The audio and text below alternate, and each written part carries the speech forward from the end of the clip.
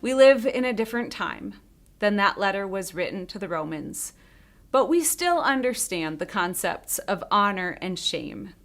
We are great at shaming people, but I don't think we're as good at outdoing one another in showing honor, as Paul asks us to do in these words. Paul asks us to empathize with one another, to rejoice with those who rejoice and weep with those who weep. But I think in our culture, we do a really good job of rejoicing when people we don't like are weeping, or we weep when people we don't like are rejoicing.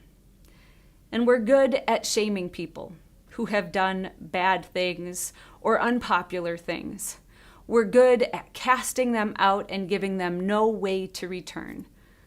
So then we have a culture where people get shamed, but there's no way for them to own up to their mistakes, to own up to their sins, to ask for forgiveness, to find a path back into community. And if there's no path back into community, why would you ever own up to the bad things that you have done? What if we operated in a way where people are held accountable for their mistakes, their terrible actions, the things that they've done, but they're also given an opportunity to make restitution. They're also given the opportunity to apologize. And then we would be able to see what forgiveness and reconciliation look like. We would be able to honor one another by helping people have a path back into community. I think that's the only way that we end this cycle of constantly shaming people rather than finding ways to honor people. We can do that in big and small ways. And I think our Christian community is one place where we can practice those things. Paul gives us a whole list of things we can practice in this passage in Romans. We're just now starting to regather as Christian community in mostly regular ways post-COVID.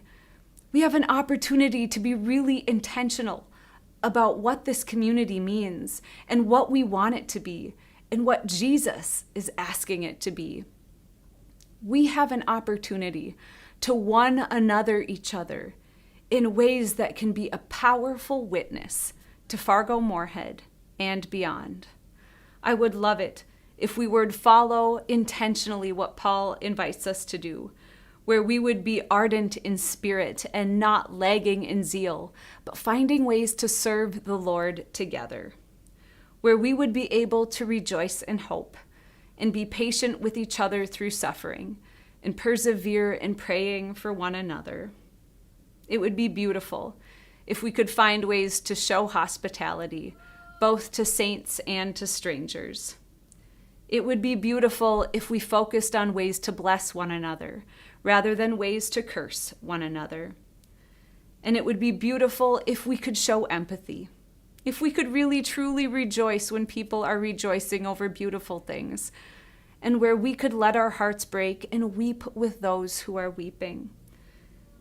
It would also help if we could practice humility and not claim to be wiser than we are, and if we could live peaceably as far as it depends on us. It's easy to not do these things. It's easy to neglect these things. It's easy to focus on the negative. It's easy to do that in friendships, in a marriage, and in a community.